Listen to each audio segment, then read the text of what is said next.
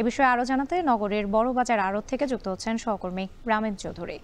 রামিম, খুচরা বাজারে পেঁয়াজের দাম না কমার কারণ কি এবং বাজার নিয়ন্ত্রণে নগরীতে কোনো তৎপরতা চোখে পড়েছে কিনা আপনার?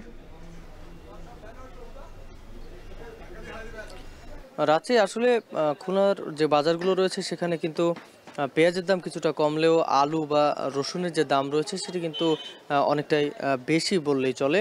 গত কয়েকদিন ধরে আমরা দেখেছি যে খুলনাতে কিন্তু আলু, পেঁয়াজ, রসুন সব কিছুরই দাম বেশি ছিল। আজকে সকালের কিন্তু আমরা আড়তগুলোতে এসে যেটি দেখলাম যে পেঁয়াজের দাম কিন্তু কিছুটা কমেছে।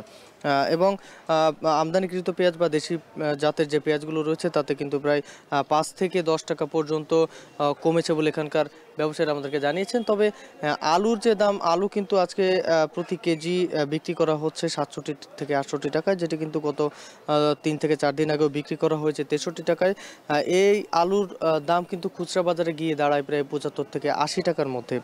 এর পাশাপাশি পেঁয়াজের দাম আজকে কিন্তু দেশি জাতের যে পেঁয়াজ রয়েছে সেটি ১১০ টাকা করে কেজি বিক্রি করা হচ্ছে, যেটি গত কয়েকদিন আগে ১২০ টাকা বিক্রি করা হয়েছে।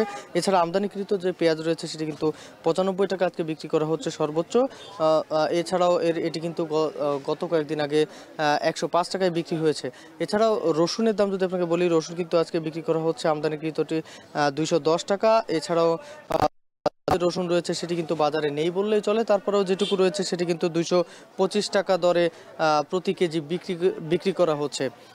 এখানে মোটামুটি বাজারে যদি বলি যে আলু, রসুন বা পেঁয়াজের দাম অনেকটা ওঠানামা করছে, সেটা কিন্তু ভুল হবে না। তো রাত্রি মোটামুটি বাজারে তদারকির কথা যদি বলি, তদারকি কিন্তু মোটামুটি তেমন নেই। তো এই ছিল আমার কাছে সবশেষ খবর।